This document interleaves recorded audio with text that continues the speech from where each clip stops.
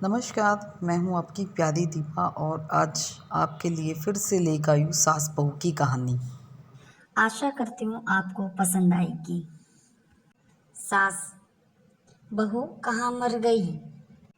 बहू अंदर से आवाज लगाती है, जिंदा हूँ माँ जी। सास, तो फिर चाय क्यों नहीं लाई अब तक? कब से पूजा करके बैठी हूँ। बहू, ला रही हूँ माँ जी। बहू चाय के साथ भजिया भी ले आई। सास ने कहा सास ने कहा तेल खिलाकर मारोगी क्या? बहू ने कहा ठीक है माँ जी, ले जाती हूँ। सास ने कहा रहने दे, अब बना दिया है तो खा लेती हूँ। सास ने भजिया उठाई और कहा कितनी कितनी गंदी भजिया बनाई है तुमने। बहू, माँ जी मुझे कपड़े धोने हैं, मैं जाती हूँ। बहू दरवाजे के पास छिपकर खड़ी हो गई। सास भजिया पर टूट पड़ी और पूरी भजिया खत्म कर दी। बहू मुस्कुराई और काम पर लग गई। दोपहर के खाने का वक्त हुआ। सास ने फिर आवाज लगाई, कुछ खाने को मिलेगा? बहू ने आवाज नहीं दी। सास फिर चिल्लाई, भूखे मारोगी क्या? बहू आई, सामने खिचड़ी रख दी। सास गुस्से से, ये क्या है? मुझे इसे नहीं खाना, इसे ले जाओ। बहू ने कहा आपको डॉक्टर ने दिन दिन में खिचड़ी खाने को कहा है, खाना तो पड़ेगा ही। सास मुंह बनाते हुए, हाँ तो मेरी माँ बन जा। बहू फिर मुस्कुराई और चली गई। आज इनके घर पर पूजा थी। बहू सुबह 4 बजे उठ गई। पहले स्नान किया, फिर फूल लाई, माला बनाई, रसोई साफ की, पकवान और भोज बनाया। सुबह के 10 बज गए। अब सास भी उठ चुकी थी। बहू अब पंडित जी के साथ वस्त्र तैयार कर रही थी। आज की छुट्टी भी उसके पति भी घर पे थे। पूजा शुरू हुई। सास चिल्लाती, बहू ये नहीं है, वो नहीं है। बहू दौड़ती दौड़ती आती और सब करती। अब दोपहर के 3 बज गए थे। आरती की तैयारी चल रही थी। पंडित जी ने सबको आरती के लिए बुलाया और सबके हाथ में थाली दी। जैसे ही बहू ने थाली पकड़ी, थाली हाथ से गिर गई।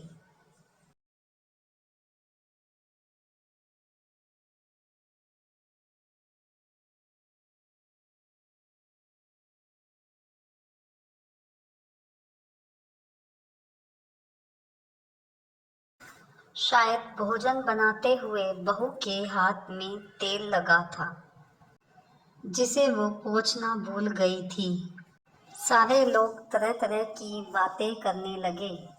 कैसी बहू है, कुछ नहीं आता, एक काम भी ठीक से नहीं कर सकती, ना जाने कैसी बहू उठा लाए। एक आरती की थाली भी संभाली नहीं।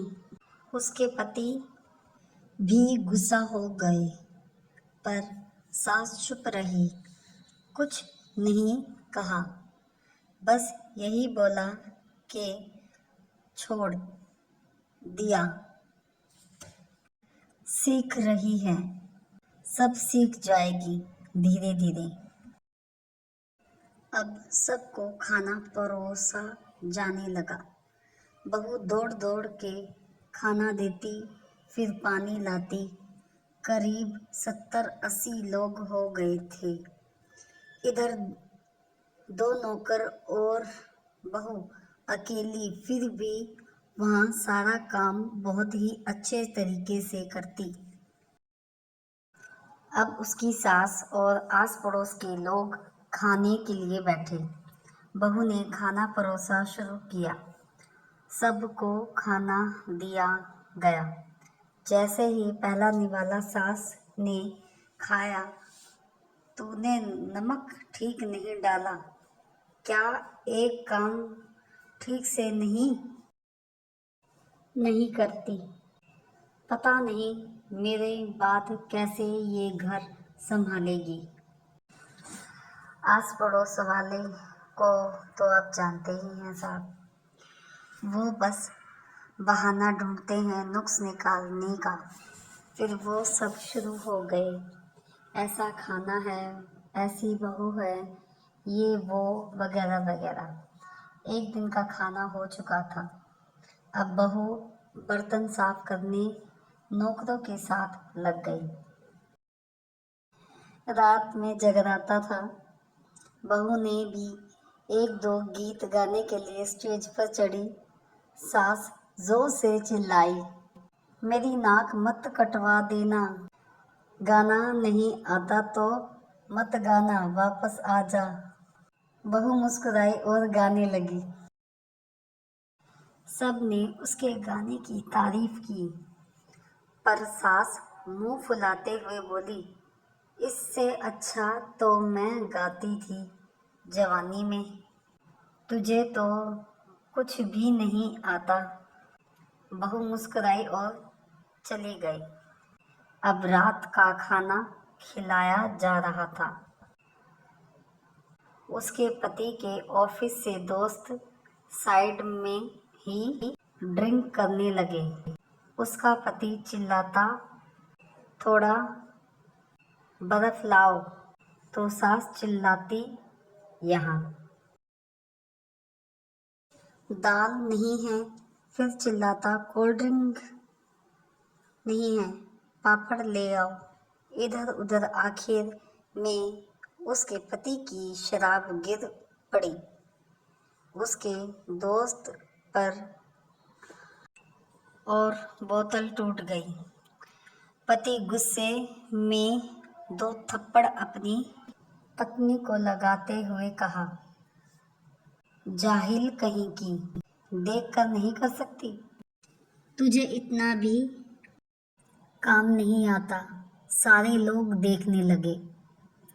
उसकी पत्नी रोते हुए कमरे की तरफ दौड़ी। फिर उसके दोस्तों ने कहा, क्या यार, पूरा मूड खराब कर दिया। यहाँ नहीं बुलाया होता, हम कहीं और ही पार्टी कर लेते। कैसी अनपढ़ गंवार बीवी ला रखी है तूने, उसे तो मेहमानों की इज्जत और काम करना तक नहीं आता। तुमने तो हमारी बेइज्जती करा दी। अब आस पड़ोस की औरतों को और बहाना मिल गया था। वो कहने लगी, देखो क्या कर दिया तुम्हारी बहू ने, कोई काम की नहीं है। मैं तो कहती हूँ अपने बेटे की दूसरी शादी करा दो, छुटकारा पाओ इस गवार से।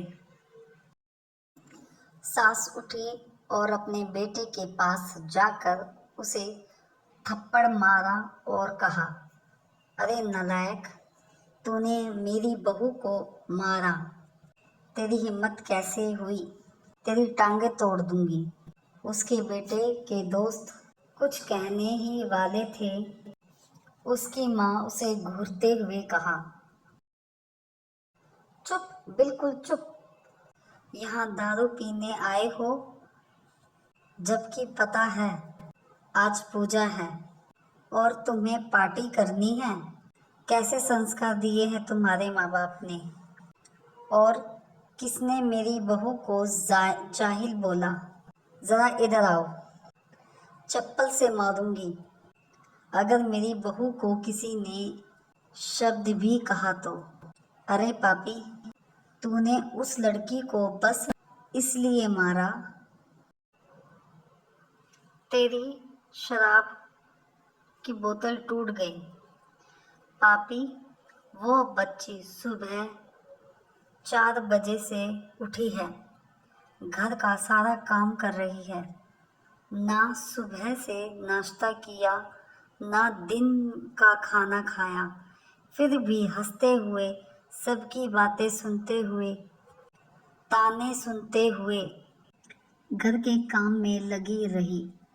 तेरे यार दोस्तों को वो अच्छी नहीं लगी, जूते से मारूंगी। तेरे दोस्तों को जो भी उन्होंने ऐसा कहा, उसके यार दोस्त चुपके से खिसक लिए। अब सास बहू के कमरे में गई और बहू का हाथ पकड़कर बाहर लाई। सबके सामने कहने लगी, किसने कहा था अपनी बहू को घर से निकाल के दूसरी बहू ले आ, जरा सामने आओ। कोई सामने नहीं आया। फिर सास ने कहा, तुम जानते भी हो क्या इस लड़की के बारे में? ये मेरी माँ भी है, मेरी बेटी भी। माँ इसलिए मुझे गलत काम करने से डांटती है और बेटी इसलिए कभी कभी मेरी दिल की भावनाएं समझ जाती है। मेरी दिन रात सेवा करती है, मेरे 1000 ताने सुनती है, पर एक शब्द भी गलत नहीं कहती, ना सामने ना पीठ पीछे। और तुम कहते हो दूसरी बहू लाऊं, याद है ना चुटकी की दादी, अपनी बहू की करतूत। सास ने गुस्से से पड़ोस की महिला को कहा, अभी पिछले हफ्ते ही तुम्हें मियाँ बीवी भूखे छोड़ घूमने चले गए थे।